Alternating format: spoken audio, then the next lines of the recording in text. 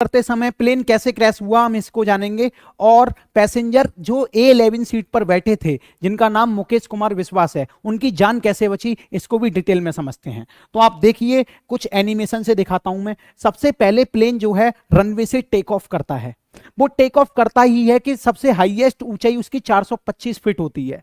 425 feet ऊपर जाने के बाद कोई इसमें ऐसी खराबी आती है जिससे सिग्नल भी ब्रेक हो जाता है और ट्रांसपोंडर भी रेस्पॉन्ड नहीं कर रहा होता, तब ये डिक्लाइन हो जाता है, नीचे की तरफ जाता है, झुक जाता है, और कुछ ही सेकंडों बाद 40-50 सेकंड के बाद एक मेडिकल कॉलेज की हॉस्टल वाली बिल्डिंग में घुस जाता है। यह हादसा 1:50 पे मेघानी नगर अहमदाबाद में होता है।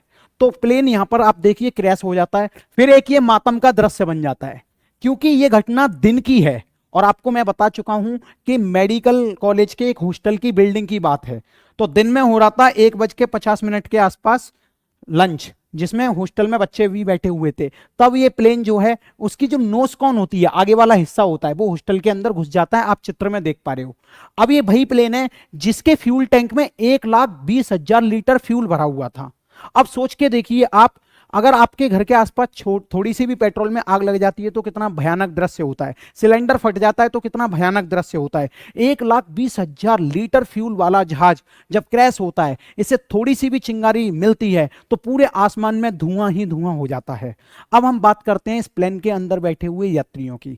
इस प्लेन में बैठे हुए तो 242 यात्री, जिनमें से एक हमारे सामने जिंदा आ चुके हैं, जिनका नाम है, आप इनकी शक्ल देख रहे हो, रमेश विश्वास कुमार। ये इनकी टिकट है। ये इकोनॉमी की सीट पे बैठे हुए थे। सीट नंबर आप यहां पे देख रहे हो 11A। इनकी जान कैसे बची पहले मैं आपको समझाता हूं। देखो, सबसे पहले हमें विमान का स्ट्रक्चर समझना पड़ेगा, जब हमें समझ में आएगा कि उनकी जान कैसे बची। तो ये एयर इंडिया का बोइंग 787-8 विमान था, जिसमें आप इंटीरियर देख सकते हो। उसका आगे कैबिन होता है, आप सबको पता है। ये बिजनेस क्लास की सीट्स होती हैं। ये इकोनॉमी सेक्शन है पूरा।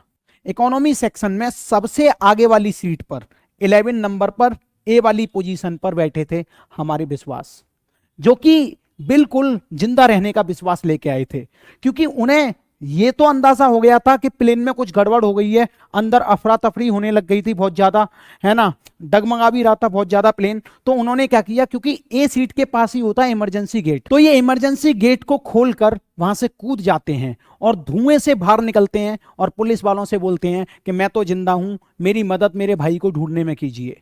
अब ये बात सुनकर सब लोग भौचक्के हो गए, क्योंकि हादसा तो बहुत बड़ा था। 242 लोग, जिनमें क्रू मेंबर्स, पायलट सब शामिल थे, उनमें से केवल ये एक व्यक्ति अपने पैरों से चल के आता है। थोड़ा सा हम इस स्ट्रक्चर की बात करते हैं कि आखिरकार क्या खराबी रही होगी जिसकी वजह से ये विमान क्रैश हुआ। तो देखो, आप सबको पता है एयर इंडिया का विमान जिसमें 242 पैसेंजर 40 सेकंड तक हवा में रहा, फिर डिसेंट बिलो हो गया, यानी कि नीचे की तरफ आया और हॉस्टल में घुस गया। वैसे तो 11 साल के करियर में बोइंग की कंपनी जो है उसका कोई भी विमान क्रैश नहीं हुआ, लेकिन इस विमान की बात करें तो इसको चलाने वाले जो कैप्टन थे वो भी बहुत शानदार थे, एक्सपीरियंस्ड थे, क्योंकि उनके फ्लाइट्स आर 8200 थे।